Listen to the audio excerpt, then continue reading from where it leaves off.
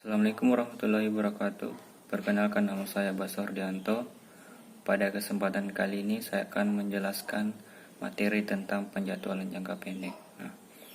Pada poin pertama, saya akan menjelaskan definisi dari penjadwalan jangka pendek.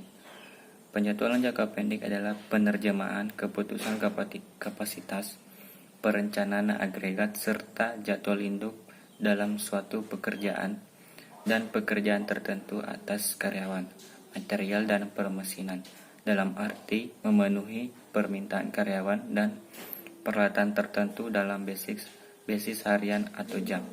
Nah, itu definisi dari penjadwalan jangka pendek. Nah, pada poin selanjutnya itu tujuan dari penjadwalan. Penjadwalan sendiri itu guna mengalokasikan dan mengutamakan permintaan yang dihasilkan dari perkiraan dan pesanan pelanggan pada fasilitas yang ada. Nah, itu tujuan dari penjadwalan. Nah, poin selanjutnya itu teknik penjadwalan sendiri dapat digolongkan menjadi dua, itu penjadwalan maju dan penjadwalan mundur. Penjadwalan maju adalah penjadwalan yang dirancang untuk menghasilkan jadwal-jadwal yang dapat dipenuhi. Sekalipun hal itu berarti batas waktunya tidak dapat dipenuhi. Penjadwalan ini biasanya banyak digunakan dalam organisasi seperti rumah sakit, klinik, restoran, dan lain-lain. Sedangkan penjadwalan mundur menjadwalkan proses terakhir terlebih dahulu. Kemudian urutan penjadwalannya dijadwalkan satu demi satu dalam urutan terbalik.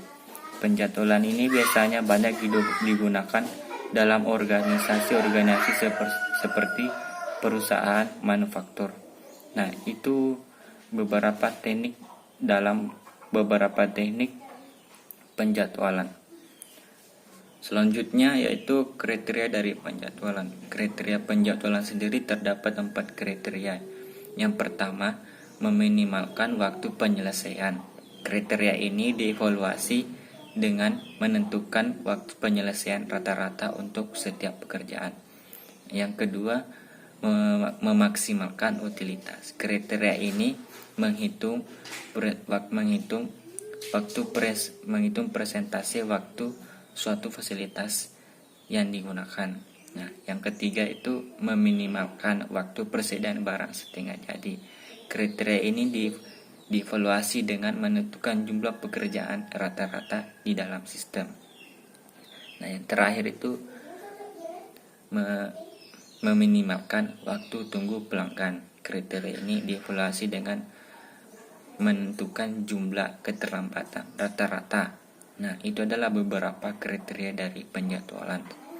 Nah, pada poin selanjutnya itu pengendalian input-output.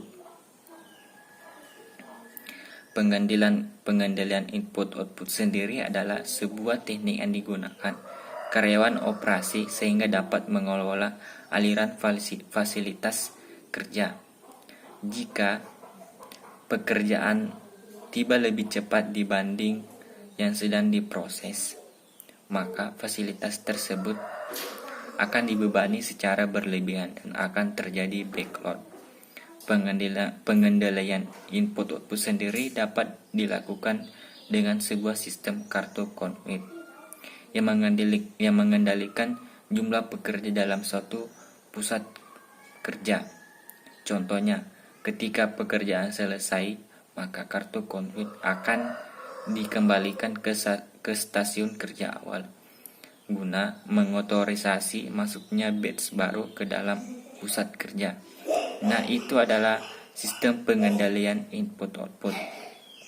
Yang selanjutnya itu metode penugasan. Kita ambil contoh penugasan pekerjaan pada mesin, kontrak pada pemberi penawaran, karyawan pada proyek, dan karyawan pemasaran pada wilayah tertentu. Metode penugasan ini paling sering digunakan bertujuan untuk meminimalkan biaya total atau waktu yang diperlukan untuk melaksanakan tugas yang ada. Nah, itu contoh dari metode penugasan. Selanjutnya yaitu penjadwalan produksi berulang. Produsen berulang ingin memenuhi permintaan pelanggan, mengurangi investasi, persediaan, mengurangi ukuran lot dengan peralatan dan proses yang ada.